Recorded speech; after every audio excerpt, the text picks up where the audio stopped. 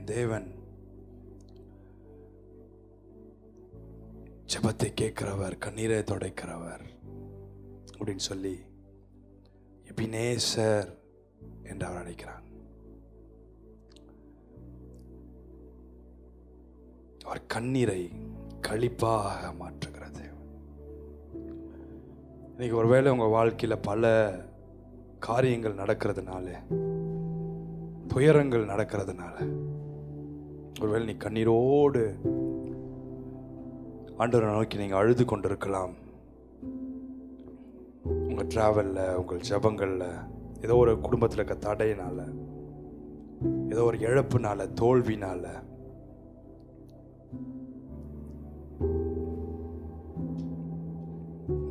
உன் சரீரத்தில் இருக்க பலகீனங்கள்னால, எதிர்பார்த்த முடிவு எனக்கு கிடைக்கல, எதிர்பார்த்த ரிசல்ட் எனக்கு வரல, ஏதோ ஒரு எல்லாமே தடங்களா க்ளோஸ்ட் டோர்ஸ் மாதிரி இருக்குதுன்னு சொல்லி சோர்ந்து போயிருக்கலாம். ஆண்டவர் சொல்றார், உன் கண்ணீரை நான் ஆனந்த கண்ணீரா மாற்ற போறேன். உன் கண்ணீரை நான் களிப்பாக மாற்ற போகிறேன். என்னால் எல்லாம் கூடும். உன்னால் கூடாதது தான், ஆனால் என்னால் எல்லாம் கூடும். உன் கண்ணீரை நான் கழிப்பாக ஆசீர்வாதமாய் மாற்ற முடியும். ஒரே ஒரு லைனை மட்டும் பாடிடலாமா? என்னால் ஒன்றும் கூடாது என்று அப்படின்னு பாடுவீங்களா? அந்த சரணத்தை கண்களை மூடி அந்த வார்த்தை மாத்திரம் என் வாவில வந்துட்டே இருக்கேன் மைண்ட்ல.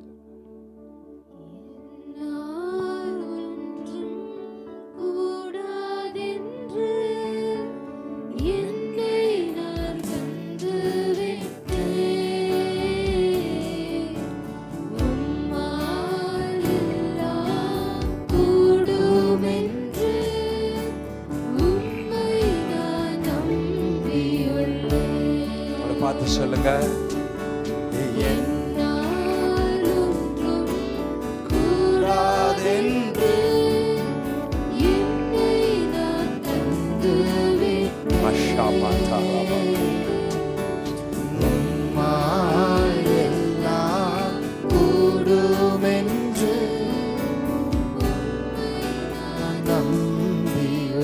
நீங்க போராடாதீங்க, அவர் கையில கொடுத்துருங்க.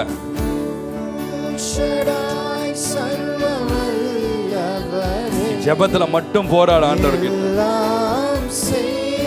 எல்லாவற்றையும் ஜெயமாக மாத்திடுவார். எல்லாவற்றுக்கும் ஒரு முடிவு வருகிறது. இந்த வருஷத்திலே அது வருகிறது, இந்த மாதத்திலே அது வருகிறது.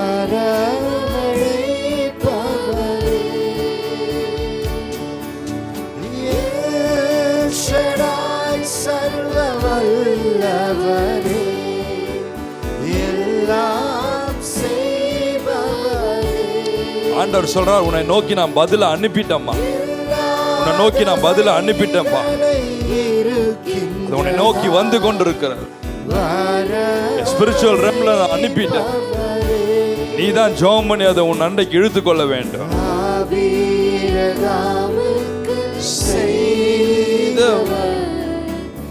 எனக்கும் செய்ய வல்லவர்,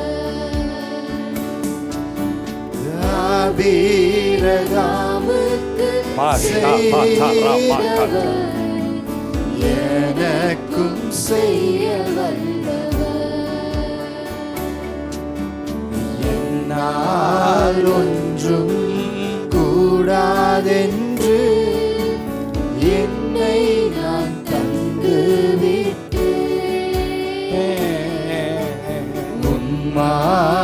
எல்லாம் கூடுமென்று உம்மை நான் நம்பியுள்ளேன். என்னால் ஒன்றும் கூடாதென்று என்னை நான் தந்து வைத்தேன்.